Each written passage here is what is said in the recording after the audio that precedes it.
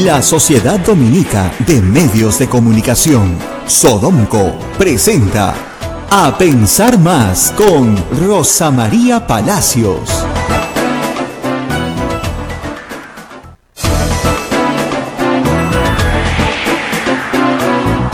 8 de la mañana, 1 minuto. Amigos, bienvenidos. Hoy es lunes 8 de mayo del año 2017. Estamos en vivo con Rosa María Palacios en A Pensar Más. Buen día. Muy buenos días. Empezamos la semana llenos de entusiasmo.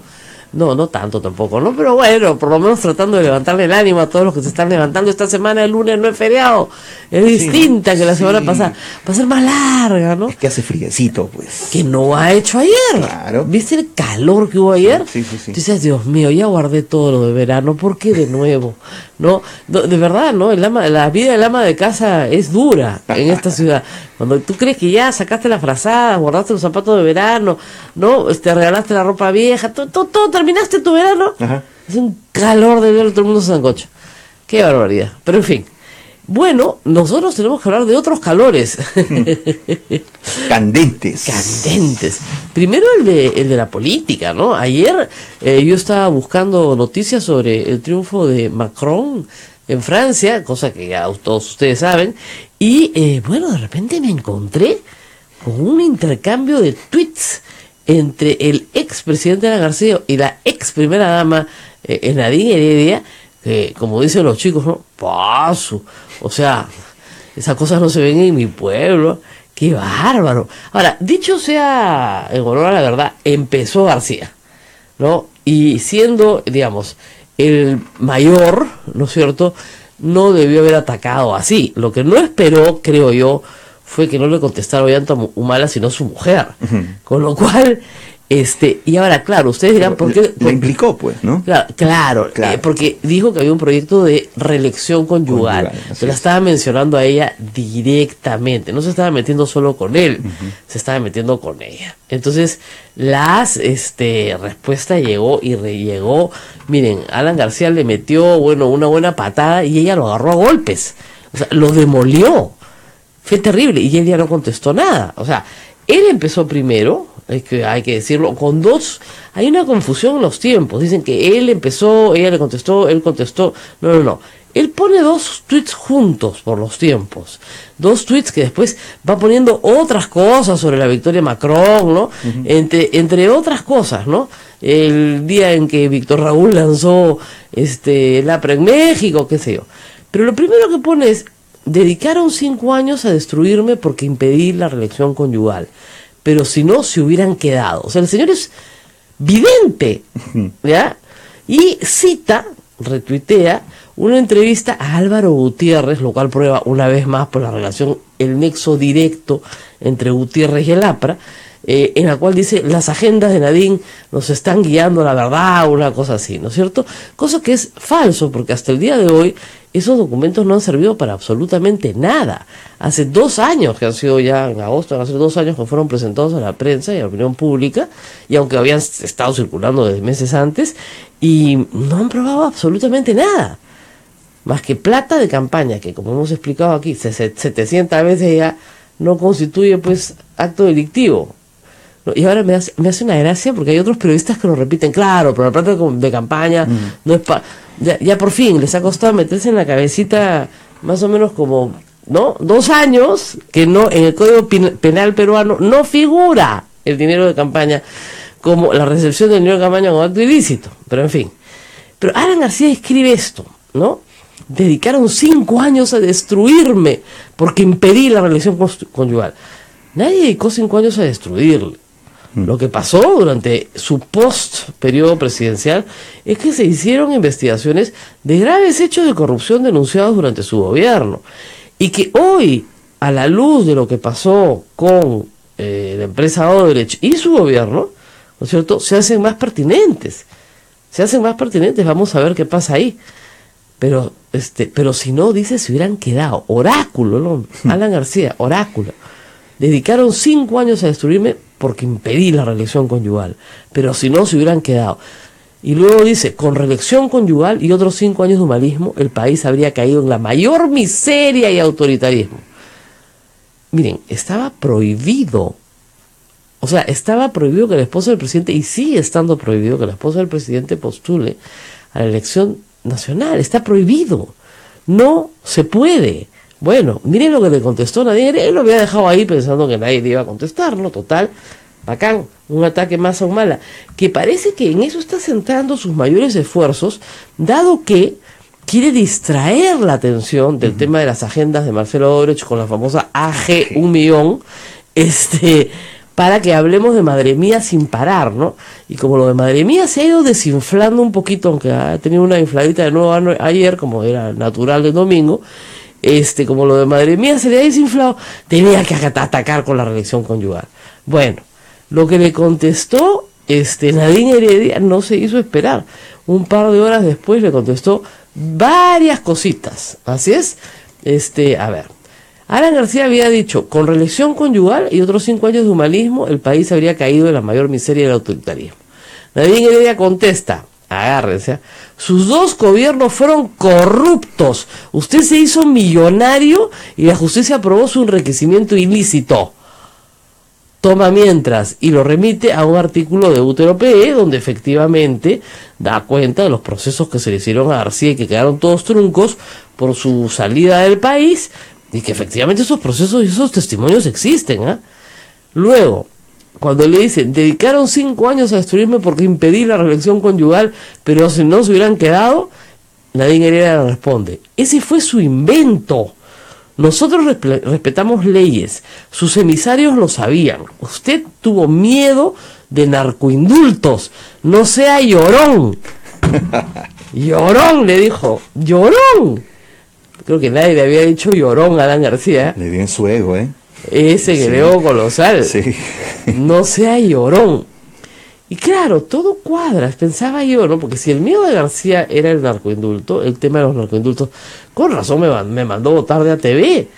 Claro, porque con Daniel Llovera sacamos los primeros en sacar toda la historia de conmutaciones de penas y narcoindultos y todos los reglamentos que se aprobaron y cómo se aprobaron, en fin, en detalle, fuimos nosotros.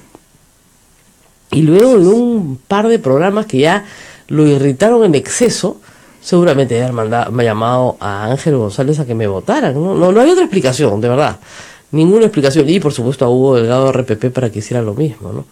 Este hombre además es de patologías obsesivas, ¿no? Se mete con una persona y la ataca y se averigua dónde trabaja y todo.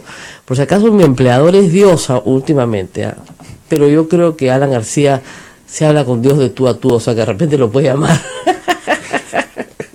Pero ahí no paró Nadine Heredia, fue peor, para recordar, y con copia a Alan García Perú, ¿ya? Y le copia un artículo de La República que dice así, Alan García, historial de denuncias y malos manejos que pesan en su contra. La República continúa con el recuento de las denuncias contra los principales candidatos a la presidencia y líder político. Esto sucedió en la campaña pasada, ¿no? Y luego retuitea 2 tweets muy buenos de Pedro Salinas, que son la pura verdad. O sea, Alan García pertenece a esa clase de políticos que tiene la costumbre de confiar en que pasado cierto tiempo todos nos volvamos amnésicos. Y luego dice otra cosa que yo he repetido varias veces que es verdad. El italiano Sergio Siragusa dijo en 1994 que él entregó a Alan García una comisión. Fue por el caso Tren Eléctrico. Ya nadie lo recuerda. Y fue de más de $1 millón. O sea, esa comisión que luego aparece en un fax que Alan García le envía al señor Zanatti. O sea, y después el señor Zanatti confiesa que es testaferro de Alan García. Todo eso sucedió en los 90s. Lo que pasa es que ha prescrito. Pero que haya prescrito no quiere decir que no sea una inmoralidad. Ayer he escrito la diferencia bien grande entre lo que es inmoral y lo que es legal. Legal, claro. Que el señor se hizo rico con una coima del señor Sergio Siragusa, al cual los apristas acusan, por cierto, de haber tenido un problema de salud mental, que estaba loquito, ¿no? Ya murió, ¿no? De haberse confundido, ¿no? Entonces, sí, pues, es muy, muy, muy raro que Alan García haya perdido completamente los papeles con estos ataques, salvo que esté muy asustado. No va a regresar de Madrid, ya me confirmaron eso, se quedan allá, por lo menos su familia allá se queda, no regresa, él no va a regresar de Madrid a vivir al Perú. y está muy asustado por la justicia peruana, a la cual siempre le ha tenido con la que siempre ha tenido una reacción ambivalente, ¿no? Porque por un lado la controla, pero por otro lado le tiene temor, si no estaría volviendo. Entonces, esto ha sido el domingo cuando estábamos viendo las elecciones en Francia, Dios mío. Qué Le Pen ni qué Macron, olvídate, esto era una batalla campal, pero campal. Qué fuerte, no sea llorón. Yo creo que nadie le ha dicho a Alan García, no sea llorón, ¿no? Sobre la reelección conyugal. Ese fue su invento, que es verdad. O sea, la patente la tiene Alan García, porque él inventó la frase. Él la inventó justamente a través del Twitter. Y la repetía, y hacía que los apristas la repitieran. La expresión pareja conyugal es... Pareja conyugal. Pareja presidencial. Claro. Y luego elección conyugal. Son expresiones de él. Pero lo que hay que decir es que Nadine Heredia y Iván Tumala tuvieron la culpa también. Sí, claro. Porque en vez de salir a deslindar el primer día, ¿no te acuerdas? No está en mi agenda. Son paradojas de la vida. Después son unas agendas las que la incriminan, ¿no? Supuestamente. Aunque yo no creo que las agendas haya nada incriminatorio hasta el momento, si no ya lo hubieran detenido. Al final no está en mi agenda. Hoy día sí, mañana no. Siempre se rieron del asunto en vez de tomárselo con seriedad. Fíjense, una campañita aprista, y yo he sido víctima de ellos, no se puede tomar a la ligera, porque son de lo peor. O sea, se averiguan de tu papá, de tu mamá, de tu hermano, de tu primo, de quien sea para destrozarte, destrozan a la familia. O sea, no tienen escrúpulos. Entonces, una campaña organizada, dirigida por Alan García, es una campaña en la cual tienes que tener muchísimo cuidado. O sea, pecaron, no sé si de soberbia o de ingenuidad política, pero Alan García los ha destruido. O sea, Gutiérrez ha sido un operador del APRA, por favor, lo está citando García como gran fuente, ¿ya? Y Gutiérrez logró meter una empleada de servicio doméstico dentro de la casa de los Humala para que los robe y le fotografíe su ropa. Entonces, estás hablando de gente que tiene una modalidad de acción muy, muy fuerte. Entonces no puedes defenderte diciendo, no está en mi agenda, ¿no? Entonces, error de ellos garrafal. Entonces no sabían con quién se estaban metiendo. Felizmente, a pesar de todo, yo creo que el electorado sí se dio cuenta con quién se estaba metiendo en las últimas elecciones y castigó con mucha severidad a Alan García. Casi pierden la inscripción. Con las justas pasaron, si no fuera por un favor del Jurado Nacional de las Elecciones, no tendrían representación. De último momento. De último momento, sí. No tendrían representación parlamentaria. Entonces, yo creo que esta bronca que hemos visto ayer públicamente entre Alan García y Nadine Heredia es parte de un escenario en el cual Alan García está tratando a como dé lugar de organizar una defensa. Y la mejor defensa es un ataque. La persecución. Claro, y de nuevo estoy en Europa porque me persiguen. A pesar de que nunca me probaron nada. Claro, me quedé 10 años afuera porque me perseguían, etcétera, ¿no? En el caso de Alan García le probaron muchísimas cosas. Está en el libro de Pedro Cateriano, el enemigo del APRA, como le dicen, en el APRA, pero que está, él investigó el caso, está todo probado. Hubieron testimonios, documentos, depósitos, todo. Pero hubieron cosas equivocadas también. Es decir, a Alan García en esa investigación, con la vehemencia que tenía Poppy, contrataron investigaciones internacionales, algunas que no fueron muy serias. Entonces Alan García siempre se prende de esos informes para tratar de descalificar toda la investigación, que es el clásico, te coges de lo pequeño, ¿no? Entonces la semana pasada efectivamente Ojo Público levantó la noticia de la declaración de dos empresarios de constructoras brasileñas que nunca llegaron a tener negocios en el Perú, y hacía creer que Alan García recibió un pago, y efectivamente Alan García en esa declaración no recibe pago alguno. Entonces hay que tener mucho rigor con García, porque está muy atento, ¿no es cierto?, a cogerse del error del otro para poder desacreditar toda la investigación. Lo que prueba esa investigación es que se reunió decenas de veces con empresarios brasileños, ¿ya? Su defensa es que él se reunía con todo el mundo, pues ya está muy bien, eso no es delito, ¿ya? No está mal, no es falta tampoco. Pero ¿qué pasó después? Lo que pasa después es que eso hace que no hablemos de la agenda de Marcelo Odebrecht, de las iniciales AG, al lado de Olmos, $1 millón, o 1 millón, no son reales, ¿no? De repente es menos. Entonces, hay que tener mucho cuidado con informes que si los levantas por un lado, él los desacredita. Entonces yo puse, efectivamente, no hay ninguna afirmación de pago, más bien de no pago en esas declaraciones. ¿Y qué crees que hace Alan García? Me retuitea, con lo cual quiere decir que el hombre me lee, pero al pie de la letra, me sigue, está pendiente, que estaría mal, ¿no? Porque si el hombre me ha mandado a votar de tantos sitios para que yo no tenga trabajo, lo mejor que podría hacer es no leerme, ¿no? Y no retuitearme, no estar tan al pendiente de este programa que sé que escuchan con tanta preocupación en Madrid. Así que unos saludos a Alan García y familiares que nos escuchan con tanta dedicación, y que no esté buscando bronca porque le van a contestar. Sí. O sea, Wow. ya los tiempos en los que nadie le, ¿no? Y todos los empresarios le levantan el teléfono y dicen, sí, Alan, ya pasaron, pues. Después de su último desempeño en las elecciones, todo el mundo sabe que no va a volver a ser presidente. Y que lo que viene sobre él no es bueno. Entonces, no creo que mucha gente le tenga ahora miedo, o levante el teléfono para decir, sí, a fulano no lo van a contratar, a mengano sí, y discutir contrataciones y expulsiones de periodistas, que ha sido su especialidad durante años, ¿no? A eso se ha dedicado. Pero en fin, ya contaremos todas estas historias. Estoy escribiendo un libro sobre estos temas, creo que va a ser divertido.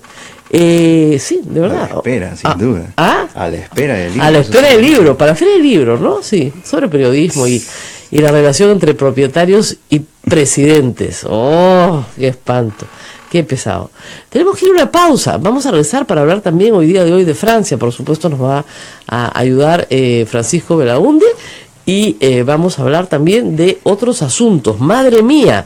Tenemos la aparición de unos testigos. Edmundo Cruz nos habló, ¿te acuerdas? De soldados de la patrulla. Pues hoy es primera plana de la República. Sin embargo, leyendo adentro el texto con calma, se verá que noticia de estos testimonios ya había hace mucho tiempo. Y más bien que en el 2011 el señor Daniel Aguataz acusó a estos dos supuestos violadores de derechos humanos por orden de Humala, de haber querido extorsionarlo, pidiéndole una cantidad importante de dinero.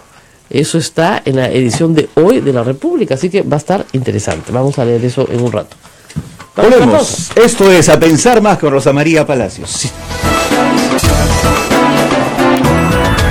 Sodomco, Sociedad Dominica de Medios de Comunicación. Somos la primera emisora católica del Perú. La primera en llevarte la mejor información, veraz y precisa, desde el mismo lugar de los hechos. Radio Santa Rosa, buenas nuevas en tu vida. Anuncie en Radio Santa Rosa sus avisos comunitarios como aniversarios, misas, encuentros, retiros, jornadas, congresos, seminarios, foros y todo lo que su institución haya planificado. Teléfono 427-7488. Radio Santa Rosa, buenas nuevas en tu vida. En el jardín de la iglesia brotó una flor, es una rosa muy bella por su color. Una rosa para el jardín limeño, Santa Rosa de Lima. En su año jubilar, vivamos la santidad junto a Rosa de Lima. 24 de agosto 1617-2017. 400 años del perfume de una rosa en el jardín de Lima.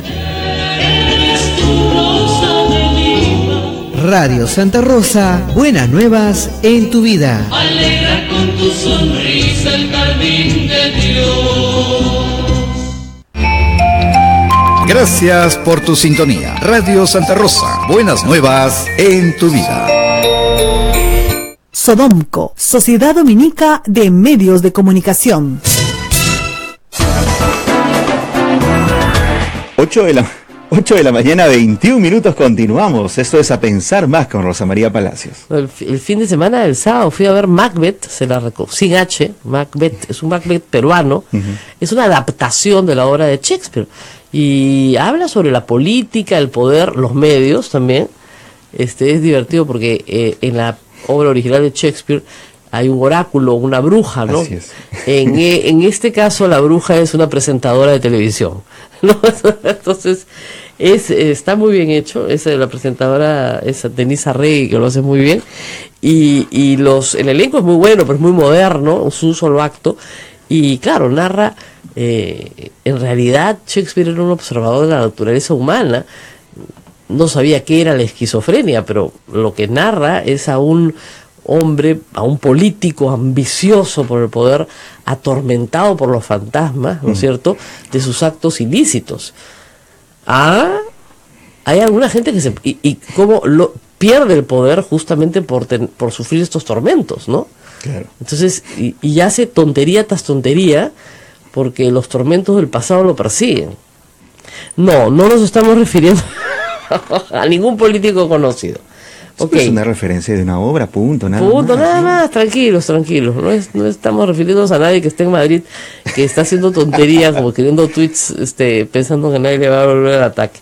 Pero regresando al tema de Madre Mía, hay dos miembros de la tropa, digamos, que estaban con Ollantaytamala en Madre Mía en el año 92. Son el ex sargento segundo Leonardo Soria García y el ex soldado Adolfo Becker Silva Morales, cuyos testimonios figuran en audios desde hace ya algún tiempo, o sea, desde finales del año pasado. No es novedad, desde el 2015, en poder de la Fiscalía para Delitos de Terrorismo y Violación de Derechos Humanos. O sea, esto ya estaba. Lo raro es que esto es de diciembre del año pasado, no de ahora, de diciembre del 2015. Ya tiene más de un año. Hace 2 años, claro. ¿ok? 1 año y 4 meses, ¿ok? Esto se ha recogido en Cuarto Poder, ¿ya? ¿Y quién es el que los presenta y habla de esto? No sé qué. Un señor que se llama Jorge Paredes Terry, que está vinculado al Movadef, que fue nacionalista, pero más bien fue aparentemente muy oportunista, luego se salió de esto, y está vinculado a esta gente del Movadef. No es un testigo muy, como se dice, confiable. Esta información la grabó con Soria, y con el otro señor Adolfo Becker Silva, alias Sebastián, y narra los excesos cometidos en la base militar. Eso es lo que narran. Según La República, en uno de los audios se les escucha narrar cómo matan a una persona en Venenillo, Tingo María, y desaparecen sus cadáveres, y en otro cómo asustaron a un ganadero que iba continuamente a la base a buscar a su hijo. El hijo había desaparecido unos días antes y había sido matado por el capitán Carlos. Ahora, recuerden que hay 3 capitanes Carlos, pero en fin, el ganadero estaba buscando a su hijo, pero ya estaba desaparecido. Ya lo habíamos sumergido de río abajo. La responsabilidad fue de Ollanta. El muchacho era terruco. Eran las 5 de la mañana. Llegamos y uno entra a la casa y el otro, por querer arma, me sigue. Y Ollanta le ve pasar y dispara. Señala Soria, dice que el otro soldado puede corroborar su versión.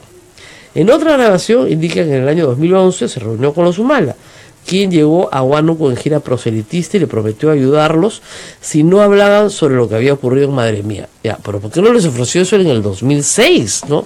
Que es donde se inicia el proceso? En el 2011 ya estaba absuelto, pero en fin. Finalmente, en otra grabación se escucha decir que ayudó a Amílcar Gómez, mano derecha de Humano, y a Julio Torres, ex tesorero del Partido Nacionalista, a buscar a ex soldados y silenciarlos, entre comillas. No sé qué quiere decir eso, pero en fin. En otro audio difundido anoche por Panorama se oía a Soria decir, parece que han repartido los audios a Cuarto Poder, a Panorama. Qué raro, ¿no? Justo ahora, pero en fin. Se oía a Soria decir que participó en 2 operativos realizados en Alto Pendero y en el Valle del Monzón, en el que se asesinaron y dispararon a 3 personas. Precisó que el capitán Carlos fue el que decidió los crímenes. Ha decidido una cantidad de crímenes, bueno, en fin. En Alto Pendero nos enviaron en un helicóptero con una persona a la cual desaparecimos. Lo ejecutamos, responde. Y luego señala que también ejecutaron a 2 en el Valle del Monzón. ¿Quién dará la orden?, le preguntan. La orden la dio el capitán Carlos, ahora es el señor Ollantaytamala, asegura, y dice que pudo ubicar los cuerpos y es llevado al lugar. El otro testigo es Silva Morales, Cachorro, quien narra cómo se ejecutaban, descuartizaban y desaparecían los cadáveres de quienes habían sido detenidos en Madre Mía. Bueno, acá hay otro pedacito de la información que es interesante. El abogado de Iván Humala, Julio César Espinosa, ha indicado que justamente en diciembre del 2015, no el año pasado, sino el anterior, cuando recién empezaba la campaña, el entonces congresista Daniel Aguataz denunció por extorsión ante el director de investigación criminal de la Policía Nacional, José Lavalle, justamente a José Oliva y a Leonardo Soria, por haberle pedido 200, no sé si son $200 o $200.000, para no difundir un audio en el que acusaban a Humala por los asesinatos de Madre Mía. Reitero, el señor Jorge Paredes Terres es cercano al Movadef, ¿ya? Y ha negado su participación en la supuesta extorsión. Lo que es cierto, y lo dice Carlos Rivera, es que esa zona del Guayaga, en el año 92, tuvo muchísimas denuncias de desaparición y violación de derechos humanos, desaparición, tortura, secuestro, en fin, violaciones graves de derechos humanos. Están ahí, el registro se dio en el momento en que se realizaron los hechos y luego la Comisión de la Verdad recogió todas estas denuncias y estableció lo siguiente: del año 90 al 2000 se registraron en esa región 3.725 personas muertas y desaparecidas. En ese periodo, los años con mayor violencia, obviamente, fueron los años entre el 90 y el 93. Cuando cae ya Abimael Guzmán, bajan los niveles de violencia. No fueron hechos aislados los hechos de Madre Mía. Todas las bases contrasubversivas de la zona tuvieron en algún momento en esos años, como dice el Confío, en algunos momentos y en algunos lugares, denuncias por desaparición de personas, tortura, secuestro, etcétera. Y obviamente los jefes de Humala tienen que estar comprendidos en esa investigación. Así es. Entonces, porque si el capitán tenía potestad para hacer esto, su jefe también, ¿no es cierto? Claro. Y el que le sigue arriba también. Estaría respondiendo a las órdenes de alguien. Supongo, ¿no? Se supone. Así es. Ahora, el manual que le daban a los soldados en esa zona decía eliminar terroristas, ¿ah? Ese era el manual, esas eran sus órdenes. Sin juicio previo, obviamente. Decía, la palabra eliminar, y cuando me preguntó a la Comisión de la Verdad, ¿qué significa eliminar? Matar. O sea, eliminar significa matar. Sí, de estos hechos hay muchos testimonios en la Comisión de la Verdad, por cierto. Así es. Ahora, también ellos entraban, mataban, luego entraban a buscarlos a ellos y también los mataban. O sea, hay muchísimos, y como sabe cualquiera que puede contar,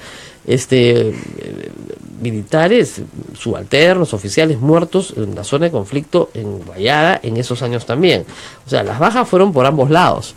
Pero lo que no se puede permitir es que personas que alegan una inocencia, que están detenidas y que tienen que ser puestas a juicio, ¿no es cierto?, de una autoridad, sean simple y llanamente ejecutadas sin juicio alguno. Eso es inaceptable. Ahora, ¿qué va a pasar con este proceso? Primero, la cosa juzgada establece que tú tendrías que tener nuevos testimonios, nuevos testigos, nuevos hechos. Aparentemente estos testigos, que ya hablaron en el 2015, porque la Fiscalía ya tiene estos audios, tienen que ir a la Fiscalía, ratificar su versión, decir que efectivamente ellos han dicho eso y luego ratificarse en un juicio oral. Si eso no sucede, no tienes nada. O sea, así de fácil. ¿Y qué pasa cuando no sucede? Claro, han comprado al testigo. Bueno, entonces sería un negocio magnífico, pues. Desfilarían 100 soldados diciendo, sí, yo vi a Ollanta Humala, paso por caja y cobro. Ya se convierte en un sistema de extorsión que es inaceptable, ¿no? Entonces, no es una noticia nueva, en el sentido de que la Fiscalía no hubiera conocido esto, lo conoce hace año y medio, no ha sido tratado, porque el caso ya era supuestamente cosa juzgada. Pero es evidente el interés de Alan García en dañar a los Humala, por alguna razón. Puede ser venganza, sí, por haberle sacado el tema de los narcoindultos, por ejemplo, o puede ser algo más que eso, no sé, impedir que lleguen al poder el 2021 es ridículo. O sea, Humala está completamente desprestigiado ante la opinión pública, su esposa más. No es un peligro potencial para entonces. Para nadie. O sea, para Keiko Fujimori, Humala, no creo. Lo mejor que le podría pasar a Keiko Fujimori es competir contra Humala. Claro. Feliz. Ahora, ya la ganó un día, ¿no? La ganó. Y la ganó con más porcentaje de diferencia que con el caso de Kuczynski. Pero en fin, vamos a una pausa, vamos a ir a Francia, le estamos contando todas las noticias del día. Pero antes de ir a Francia, permíteme hacer una aclaración. Íbamos a tener al ministro de Asombrío hoy día acá, lamentablemente está con los gobiernos regionales esta mañana, Pero sí hay un asunto que plantearle, y creo que le están planteando bastante gente. El asunto de una represión indiscriminada a una marcha de padres de familia y niños enfermos que estaban reclamando por el uso medicinal de la marihuana. El uso medicinal de marihuana está extendido en muchos países del mundo. En el Perú está prohibido. Se ha solicitado al gobierno que estudie el tema y les ha respondido favorablemente que se va a estudiar el tema. Muy bien, hacen una marcha este fin de semana. Y estamos hablando de padres de familia. Tengo un testimonio dramático de una persona que me ha escrito: niños con sillas de ruedas, por el amor de Dios, ¿ya? Y a la altura del centro comercial, acá el centro cívico, los han reprimido con gases lacrimógenos. O sea, los han gaseado, ¿ya? ¿Cómo puedes gasear niños? Y lo que más indignación le da a la gente es que a la marcha del Movadef no le pasó nada, ni con el pétalo de una rosa, ¿ya? Yo creo que este es un error grave de la Dirección de Orden Público de la Policía Nacional, pero no creo que sea un error casual. Esto se está dando dentro del marco de una camita que le están haciendo al ministro para sacarlo. Ya la policía lo va a tener casi un año y estoy segura que muchos están descontentos con el ministro porque han perdido sus negocios, su modo de vida, si quieren ponerlo de alguna manera, y lo quieren sacar. Porque cuando la policía se equivoca de esa manera, no es casual. O sea, es un error, por supuesto, estas personas no han hecho nada incorrecto, no se les tiene por qué gasear ni por qué maltratar, pero sí está claro que yo no creo que Carlos Basombrío haya dado una orden semejante. Es una persona muy comprometida con el prójimo. Hubiera sido interesante escuchar esa afirmación de parte como para decir que él ha ordenado o que él ha tenido conocimiento de que se le meta gases lacrimógenos a una marcha con niños enfermos. Y que en medio de esa orden se hayan excedido, en fin, que lo justifique de alguna forma, ¿no? No. La verdad es que no es así. Para nada. No es así para nada. Pero en fin, vamos a la pausa y regresamos. Después les leo el testimonio. Esto es A Pensar Más con Rosa María Palacios. Sodomco, Sociedad Dominica de Medios de Comunicación.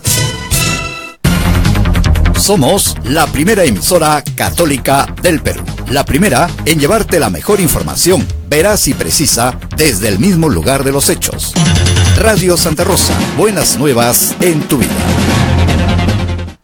Anuncie en Radio Santa Rosa sus avisos comunitarios como aniversarios, misas, encuentros, retiros, jornadas, congresos, seminarios, foros y todo lo que su institución haya planificado. Teléfono 427-7488. Radio Santa Rosa, buenas nuevas en tu vida. Comienza tu palabra la justicia. Se escucha y en la isla la verdad. Desciende fuego por el Amazonas. Tus frailes pisan tierra tropical. Orden de Predicadores. Conócenos, ingresa a www.peru.op.org. Orden de Predicadores.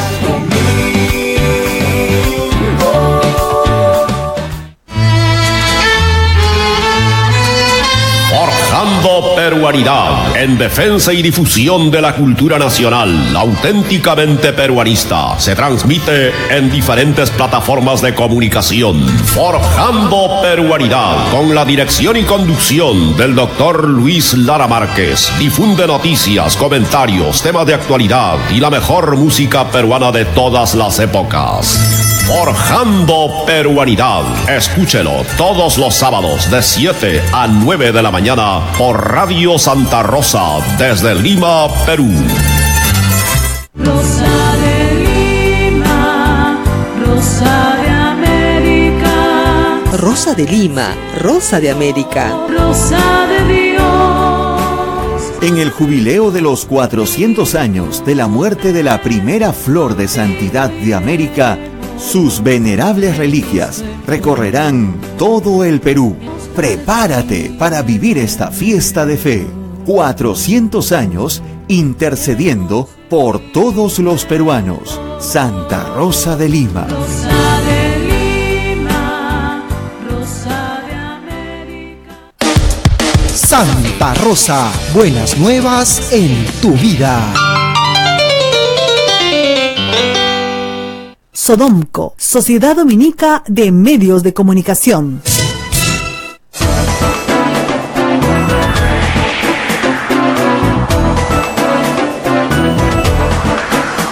De la mañana con 36 minutos. Vamos en un instante a hablar sobre la situación internacional. Nos vamos luego a Francia. Emmanuel Macron ha ganado, como se esperaba, en la segunda vuelta electoral el balotaje allá en Europa, en Francia. Y Marine Le Pen, su principal contrincante, anunció que será la principal fuerza de oposición al nuevo gobierno, luego de admitir su derrota, de felicitar a Macron y obviamente decir todo esto. PPK escribió un tuit también a favor de Macron, lo ha saludado. Esperaremos que mejoren las relaciones entre Perú y Francia, la verdad, porque han estado muy secas, por ponerlo de alguna manera, luego de que la señora, para fastidiar a Pedro Cateriano, ciertamente, presidenta de la Comisión de Defensa, citara al embajador de Francia a la Comisión de Defensa del Congreso, la señora Luciana León, y realmente se comportaron de la forma en la que estaba perjudicando severamente la relación con Francia. O sea, a veces creo que no tienen mucho criterio para hacer las cosas, pero en fin, estamos en el teléfono ya con Francisco Belaunde para hablar del triunfo Macron. Todo el mundo ha dicho uff, 65 contra 35, bueno, en términos netos, ¿no? De votos válidos, es lo que reporta ayer en la elección final. Gracias, Francisco, por estar con nosotros. Hola, Rosa María, encantado de estar en el programa. Bueno, esto se parece mucho a la política peruana, para que nos entienda el público, ¿no es cierto?, a una segunda vuelta entre Keiko, Fujimori y cualquiera, ¿no? El resto se alía para que no salga lo que parece ser la mayor amenaza. Y esta amenaza autoritaria efectivamente estaba representada en Le Pen. Pero Le Pen ha dicho claramente que aquí no se va a quedar, que esto continúa. Bueno, lo que pasa es que no hay que olvidar que, es verdad, ella perdió la segunda vuelta, pero ha hecho el mejor resultado de su partido en toda su historia. Y entonces lo que quiere decir que la extrema derecha está en Francia, se ha instalado y por lo tanto es una fuerza importante que expresa pues un malestar junto con la votación que también obtuvo el candidato que podríamos llamar chavista francés, Mélenchon, ¿no? Un malestar que está en la sociedad francesa y que también se expresa, por cierto, en el alto, en la abstención bastante elevada, más la votación en blanco, ¿no? Entonces, sí, pues, tiene razón, o sea, la extrema derecha está ahí y no se ha ido, ahí está. Claro. No, y ella quiere capitalizar, su mensaje es, vamos a trabajar mucho los próximos meses. ¿Qué es lo que quiere capitalizar? ¿Un sentimiento antieuropeo que está comenzando a extenderse en Europa? Mira, eso es claro, lo que quiere capitalizar es el miedo a los inmigrantes, el miedo al terrorismo, en realidad por la Unión Europea que se convierte en especie de chivo expiatorio, porque finalmente el tema de la pérdida de empleos industriales, más que ser un resultado de la Unión Europea, es un resultado de la globalización, de la automatización, pero la Unión Europea de alguna forma se convierte, digamos, en el blanco y receptor de todas las críticas que no necesariamente, por hecho que no le deberían ser atribuidos a la Unión Europea, ¿no? Pero en fin, es un chivo expiatorio muy cómodo finalmente, ¿no? Claro. Ahora, dicen que frente, y él lo dijo, ¿no?, en un tuit me parece, frente a Gran Bretaña y el Brexit, ¿no es cierto?, a Trump en Estados Unidos, viva la France, una cosa así, votamos contra el autoritarismo y el totalitarismo. Ahora, ¿cómo va a ser Macron para constituir un gobierno? No tiene partido, es un hombre casi desconocido en la política, es un hombre que se encontró con su circunstancia, como se dice. ¿Cómo va a constituir gobierno? ¿Cómo crees? ¿Va a recurrir a sus viejas amistades socialistas? ¿Cómo armaría un gobierno?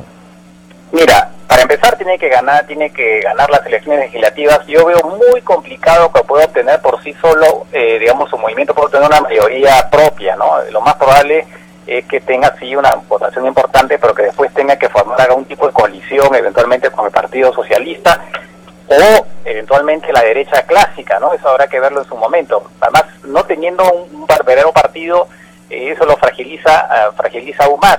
Él, por lo que se está viendo, probablemente va a mostrar caras nuevas. Hay mucha gente joven con él, ¿no? Gente que son más bien tecnócratas, pero va a tener también que rodearse de políticos, porque el problema es que si convierte su gobierno, le da un acento excesivamente tecnocrático, pues lo que puede pasar es simplemente que la arrogancia del tecnócrata brillante sucumba ante las realidades de la política para la que no están simplemente los tecnócratas preparados, ¿no? Claro. Ahora, en estas elecciones legislativas que en Francia tienen, digamos, el buen tino de hacerlas después de estas elecciones, ¿para cuándo son y quiénes serían los principales contendores? Mira, son en un mes, un poco más de un mes. Los principales contendores, bueno, van a ser en realidad los partidos que estuvieron en el cuarteto final, ¿no? O más bien, no, el quinteto, porque hay que incluir al partido socialista, ¿no? O sea, la derecha republicana, después también, los dos que llegaron a la segunda vuelta, y Mélenchon, el partido de Mélenchon, que es un partido, como dije, más bien de una izquierda más bien más radical, y al Partido Socialista, que aunque ha tenido un resultado en las presidenciales impresionantemente bajo, ¿no? Con apenas un 6%, de todas maneras sigue siendo un partido y se puede esperar que en todo caso le vaya mejor en la legislativa. Eso vamos a verlo, ¿no? Lógico. Claro, o sea, igual, digamos, sí hay un partido formado, lo que no es una tradición, un pasado, etcétera. Ahora, ¿podría formar gobierno con el socialismo? Mira, yo creo que eso podría ser la figura más probable, porque no hay que olvidar que, como decíamos, o sea, con Macron hay muchos dirigentes del Partido Socialista, hay parlamentarios actuales, ¿no? Incluso parlamentarios actuales del Partido Socialista que se han ido con Macron. O sea, lo que pasó con el Partido Socialista es que se ha partido de alguna manera, ¿no? Entonces, digamos, sería una alianza natural y se convertiría, pues, efectivamente en una fuerza liberal socialista, centro izquierda, si se quiere, ¿no? Pero con una tonalidad liberal, porque no hay que olvidar que Macron es un liberal, ¿no? Es una persona que quiere, por ejemplo, liberar las normas laborales en Francia, que son bastante tradicionalmente son, digamos, más severas que en otros lugares, ¿no? Claro. Ahora, es interesante ver la votación por zonas, ¿no? Ayer veía que París le dio el 90% de los votos a Macron. Tal vez porque es una ciudad más cosmopolita, porque está más abierta al mundo, porque no tiene estos nacionalismos xenofóbicos arraigados. Bueno, en general las ciudades, efectivamente París es un caso clarísimo, pero en general las grandes ciudades han estado con Macron. Claro, porque son, digamos, es el cosmopolitismo, digamos, las ciudades son las que están conectadas a la globalización, y entonces tienen, digamos, no quieren renunciar a eso, ¿no? En cambio, Marine Le Pen ha obtenido grandes resultados en pequeños pueblos olvidados, donde hay pues y también en algunos lugares donde hay industrias industriadas. Entonces, claro, son dos electorados bastante disímiles, ¿no?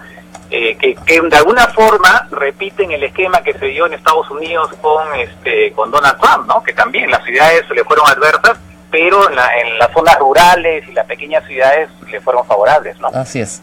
Bueno, la perspectiva es positiva, porque yo veía ayer mucho entusiasmo en el Twitter, por lo menos de los que siguen la política francesa en el Perú, como un cierto alivio.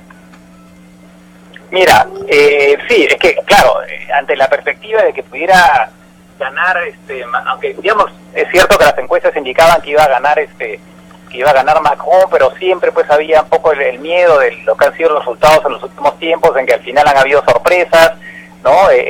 También el tema de la abstención que podía perjudicar a Macron. Evidentemente hay una sensación de alivio que linda, en algunos casos linda prácticamente con la euforia, ¿no? Pero habrá que ver ahora con Macron, porque Macron yo creo que es una persona, ya se ha dicho, ¿no? Es una persona muy brillante, es un de estos que ha hecho unos estudios muy buenos, que ha demostrado ser una persona de mucha capacidad. El problema está, ¿sabrá hacer política? Bueno, claro. Pero pronto, efectivamente, porque la política no es solamente ganar una elección presidencial ayudado de alguna forma por las circunstancias. La política es hacerla todos los días y es el tema de los compromisos, ¿no? De lidiar con el legislativo y cosas por el estilo. Eso es lo que habrá que ver, si tiene esa habilidad, si tiene esa humildad y no le gana, pues como dije, ¿no? La arrogancia, el tecnócrata brillante, ¿no? Bueno, muy bien, vamos, todavía hay mucho pan por rebanar, la amenaza autoritaria no ha terminado en el mundo. Algunos creen que es un hipo, otros creen que es la señal de un desenvolvimiento negativo hacia el futuro. Esperemos que sea eso, un hipo, y que Europa siga unida, que es la mejor forma de defendernos de todas las guerras que el mundo ha tenido que soportar. Gracias a Francisco Belaunde, hoy estoy confundida, a pesar de que es mi primo Francisco Belaunde, por estar con nosotros, y por supuesto felicitaciones a todos los franceses, a toda la comunidad francesa que está en el Perú. Vamos a ir a una pausa y regresamos. Les voy a contar un chiste a la pausa, al regreso, me lo han pasado muy gracioso. Ya regresamos. Volvemos.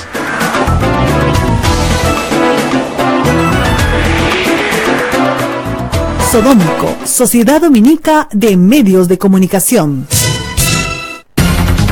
Somos la primera emisora católica del Perú. La primera en llevarte la mejor información, veraz y precisa, desde el mismo lugar de los hechos. Radio Santa Rosa, buenas nuevas en tu vida. Anuncie en Radio Santa Rosa sus avisos comunitarios como aniversarios, misas, encuentros, retiros, jornadas, congresos, seminarios, foros y todo lo que su institución haya planificado. Teléfono 427-7488. Radio Santa Rosa, buenas nuevas en tu vida. En el jardín de la iglesia brotó una flor, es una rosa muy bella por su color. Una rosa para el jardín limeño. Santa Rosa de Lima. En su año jubilar, vivamos la santidad junto a Rosa de Lima. 24 de agosto 1617-2017. 400 años del perfume de una rosa en el jardín de Lima. Radio Santa Rosa, buenas nuevas en tu vida. Alegra con tu sonrisa el jardín de Dios. Gracias por tu sintonía. Radio Santa Rosa, buenas nuevas en tu vida. Sodomco, Sociedad Dominica de Medios de Comunicación. 8 de la mañana, 49 minutos. Esto es A Pensar Más con Rosa María Palacios en las emisoras de la Sociedad Dominica de Medios de Comunicación, que integra a Radio Santa Rosa en Lima, Radio Santo Domingo Chimbote, Radio San Martín Arequipa, Radio Veritas RTV Cusco y Radio Cepagua Ucayali, también Radio Quillabamba La Convención y Radio Madre de Dios en Puerto Maldonado. Acá que me han mandado, que me ha hecho reír, es una viñeta de Nick, un caricaturista, me parece argentino, ¿no? Y dice: último momento, ganó Macron en Francia, ahora tenemos un mundo con un Macri y un Macron. Y el otro comentarista dice: preocupación mundial, porque si hay un Putin, hay un... Si la siguieron bien, si no la siguieron, van a tener que volver a repetir esta parte del programa. ¿Cómo captan esa parte, no? Qué interesante. Los caricaturistas en el mundo entero tienen una velocidad para captar. Acá tenemos buenísimos, ¿eh? Buenísimos, Sí. pues Carlín y Eduardo, que son de mis favoritos, Alfredo, en fin. Hay varios muy buenos, muy rápidos, muy listos, ¿no? Yo siempre digo, tienen esa sagacidad. Ves a tener que poner, digamos, un editorial en un cuadradito. Tienen menos espacio que el editorialista y dicen mucho más que el editorialista en el cuadradito en el que dibujan la situación. En el Perú tenemos buenísimos caricaturistas y políticos, ¿no? Son muy buenos caricaturistas políticos. Tú puedes ilustrar casi la historia del Perú haciendo un recuento de sus caricaturas, la verdad. Muy rápidos. Acá me están preguntando si este señor Paredes, que ha grabado disques sin consentimiento en algunos casos, puede presentar esto como pruebas. Miren, las ha presentado, ¿no? Están en fiscalía. Presentar algo en un proceso es lícito, cualquiera puede presentar algo.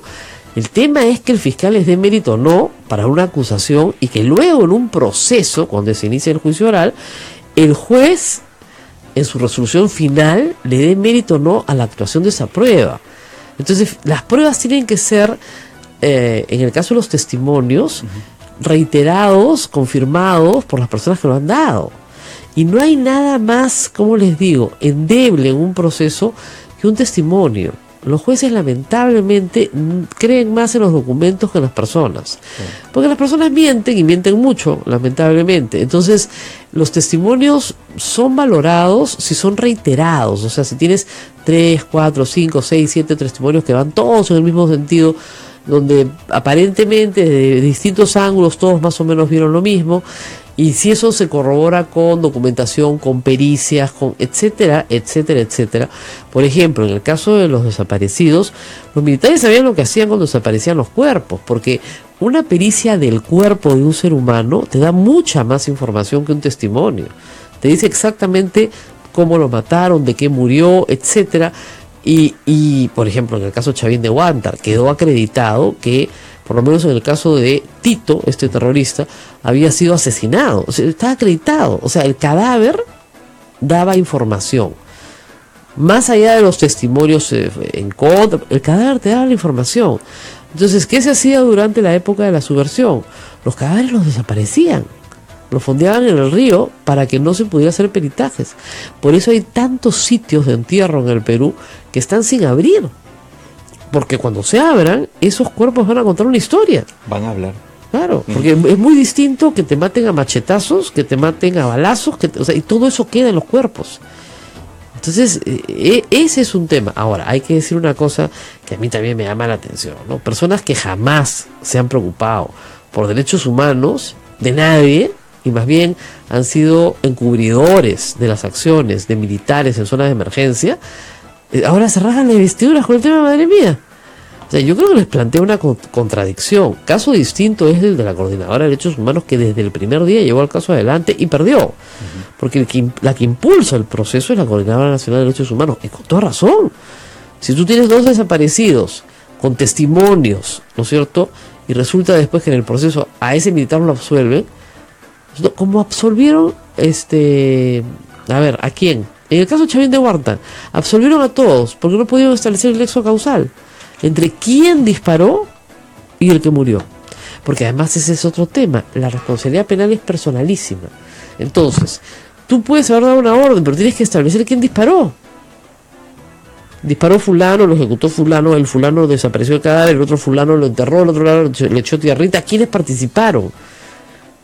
Y esos elementos de convicción para un juez no se han establecido. Ese es el tema, ¿no? Entonces tú tienes que condenar a una persona más allá de toda duda razonable. O sea, ¿no se podría reabrir el caso con estas declaraciones? Pero si estas declaraciones han estado en poder de la Fiscalía desde 2015. Son nuevas, y tendrían que ser nuevas. Tendrían que ser nuevas. Y además ratificar, o sea, no la tiene que grabar un tercero y llevarla, sino que el testimoniante tiene que ir a ratificar su testimonio. Y además, si uno de ellos dice, yo lo maté, tiene que asumir la responsabilidad por la ejecución. Y además dice que puede dar cuenta de dónde están enterrados los cuerpos. Podría ser procesado. No, va a ser procesado, definitivamente. O sea, tú no puedes decir, ya, yo maté porque él me ordenó. Ah, ya, muy bien, usted no tiene ningún problema, que pase el otro. Claro. No, pues usted pasa y él también. Obviamente puede atenuar en algo su responsabilidad. Aunque por jurisprudencia internacional la teoría de la obediencia debida ha sido descartada. La teoría de la obediencia debida es aquella que dice, no señor, yo cumplía órdenes. Entonces me mandaron torturar, me mandaron desaparecer, me mandaron tirar a una persona por un helicóptero, yo tenía que obedecer. En Argentina se desarrolló muy claramente jurisprudencia que señala que esa obediencia es indebida. Tú solamente puedes obedecer órdenes que estén dentro de la ley, el reglamento, la constitución y la democracia. No puedes obedecer órdenes que te obliguen a violar derechos humanos. Entonces se lo tienes que decir a tu superior, no puedo obedecer esa orden. Porque esa orden, pero lamentablemente, o sea, y para eso hay que formar mucho más, ¿no es cierto? Mucho más a subalternos y oficiales en materia de derechos humanos, para que tengan la capacidad de decirle al superior, no podemos hacer eso porque vamos a ser juzgados. ¿Es la única manera de ganar? No, no es la única manera de ganar. Está demostrado en toda la teoría contra subversiva que esa es la peor manera de trabajar y que no conduce a nada. O sea, está probado. El Perú es el único país de Latinoamérica que le ha ganado al terrorismo, derrotado militar sin una amnistía, o sea, no es Guatemala, no es Colombia, no ha llegado a haber un equilibrio de fuerzas en ningún momento. ¿Por qué? Porque al final se decidió actuar con inteligencia desde fines de los 80 hasta que se atrapa a Abimael Guzmán con inteligencia, no con balas. No se disparó una bala para atrapar a Abimael Guzmán. Entonces, efectivamente, cuando cambia, ¿no es cierto?, la actitud de tierra arrasada por vamos a encontrar a los que están manejando esto y vamos a meterlos a la cárcel y vamos a juzgarlos en procesos debidos, tanto que los procesos de todos los terroristas se volvieron a hacer para que no quede duda de que estaban dentro del debido proceso. O sea, en este momento están presos con procesos inmaculados. O sea, no hay ahí duda de que están correctamente encarcelados. No por el odio popular que les podamos tener, sino porque efectivamente se siguieron procesos con todas las garantías constitucionales. Entonces, el caso de los terroristas, de la cúpula terrorista en el Perú, es un clarísimo ejemplo de cómo manejar bien un problema de terrorismo. Estos militares que los soltaban, capitanes que los soltaban en medio de la selva solos, a jugarse la vida con 20 conscriptos, porque era gente que hacía servicio militar obligatorio, ¿no es cierto? Y que muchas veces ni siquiera andan en la propia zona. Claro, les daban la orden de eliminar. Eso decía el manual, elimine usted. Entonces, si sospechabas que te podía disparar, le disparabas tú primero. Y si sospechabas que era terrorista, estaba desarmado, también le disparabas y después lo desaparecías. Ollantumala siempre decía, ellos se llevaban a sus muertos y nosotros a los nuestros. No sé, porque yo le preguntaba, ¿cuánta gente ha matado? No lo sé. Nosotros disparábamos. Y en un ataque, digamos, cuerpo a cuerpo, efectivamente, están plenamente convalidados por el Estado para disparar a matar. Lo que no se puede es detener personas, torturarlas, asesinarlas y desaparecerlas, claro, bajo la supuesta convicción de que son terroristas. O sea, la convicción de que son terroristas se tiene que lograr en un proceso. No son jueces. Exactamente, ni verdugos. Claro. Exacto. Exactamente, ni fiscal, ni juez, ni verdugo. Y la prensa, eso hay que recordarlo siempre, tampoco podemos sustituir al fiscal y al juez y constituirlos normalmente en verdugos. Yo ayer escribí sobre un tema que es un tema clásico de filosofía del derecho, ¿no? Me lo han dicho varios. Este es el tema clásico de filosofía del derecho. ¿Qué cosa es justo y qué cosa es legal? Claro. Y hay muchísimas injusticias completamente legales. Pero completamente legales. Muchas, injusticias. Y también hay muchas, al revés, ¿no? Muchos actos de justicia que son ilegales. Muchos actos que son morales, pero que son ilegales. A ver, examen. A ver, un acto, yo siempre les digo en la clase cuando hablo de justicia y moral, ilegalidad, moral y ilegalidad, ¿no? A ver, un acto que sea moral, pero que es ilegal, o que ha sido ilegal. Moral pero ilegal. Moral pero ilegal, esa es tranca. Sí, está difícil, está complicado porque estás lidiando con dos situaciones. Moral, no tiene nada de malo, pero te pueden meter preso. No. A ver, ya, es un ejemplo viejo. A ver, sí. En la época de los militares y luego en un periodo de Alan García, no podías tener moneda extranjera porque te metían preso, era delito tener moneda extranjera. Oh, vamos. Ya, o sea, tener moneda extranjera, poseer moneda extranjera no es inmoral. Ya, pero te metían preso. Sí, moneda precisamente del país con el que estás en conflicto. Pero, no, dólares.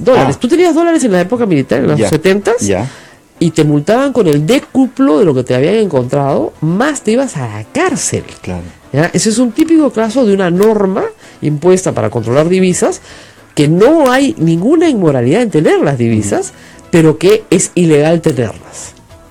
¿Ya? Típico, y el Estado hace eso todo el tiempo. ¿Ya?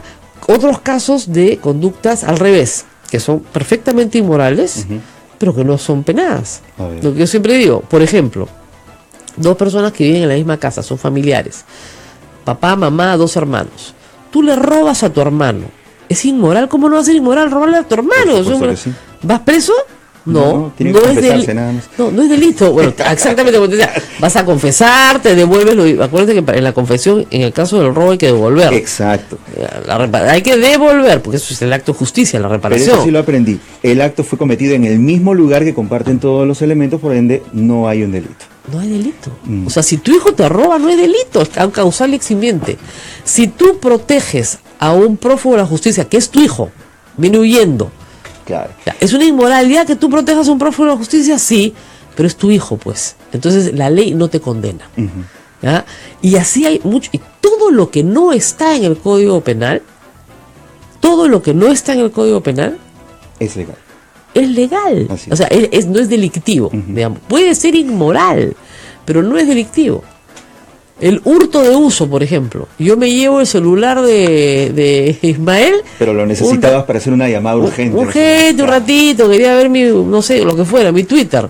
Se lo devuelvo. Oye, pero me lo has robado. De hurto de uso, yo te lo devolví. No es delito.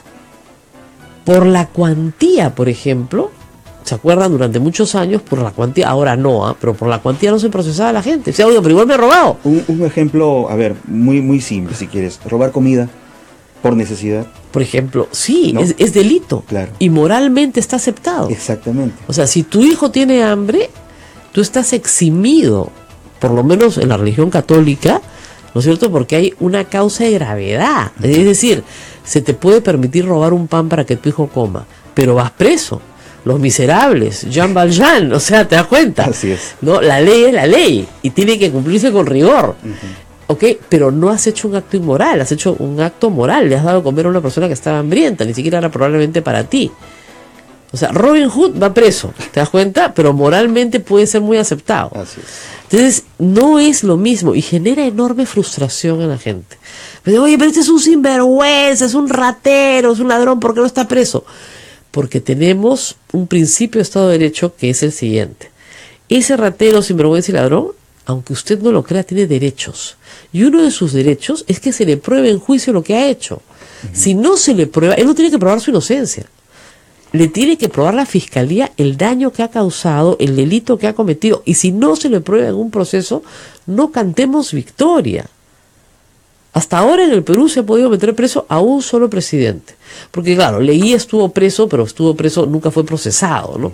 En cambio, Fujimori se ha sido procesado con un proceso con todas las garantías del debido proceso. Leguía murió en la cárcel. Leguía murió muy rápidamente. Sí, o sea, sí. al año de haber sido apresado murió en el panóptico. Claro. ¿Ya? Muy rápido. ¿Ya? Pero en el caso de Fujimori ya tiene, vamos a cumplir 10 años, ¿ya? Y en ese caso se siguió un proceso completo, que puede haber sido discutido en muchos de sus extremos, pero el proceso como proceso tuvo derecho a un abogado, tuvo derecho a las garantías, tuvo una acusación, tuvo la oportunidad de conocer todos los hechos que se le imputaban, todas las garantías del proceso penal. Se presentaron testigos. Mucha gente no cree que las pruebas presentadas fueran suficientes para condenarlo. Ya, eso es una discusión subjetiva que critica la resolución judicial, pero se le confirmó en doble instancia. O sea, tuvo todas las garantías procesales.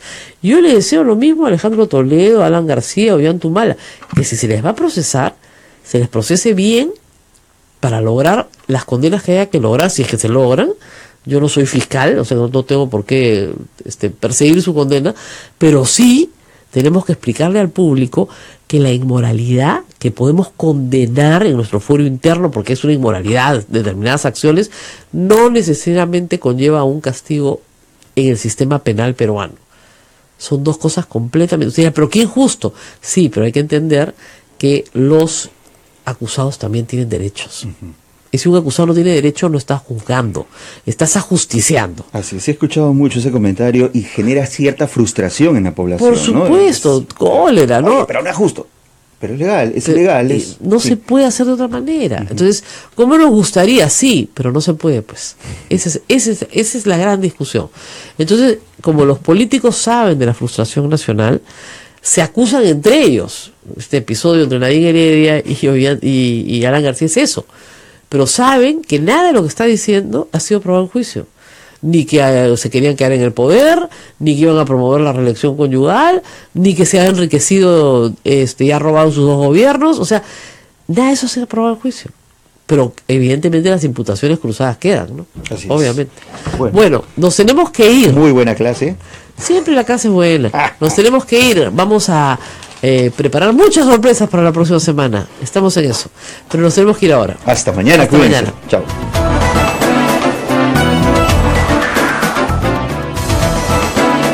Hasta aquí, A Pensar Más con Rosa María Palacios.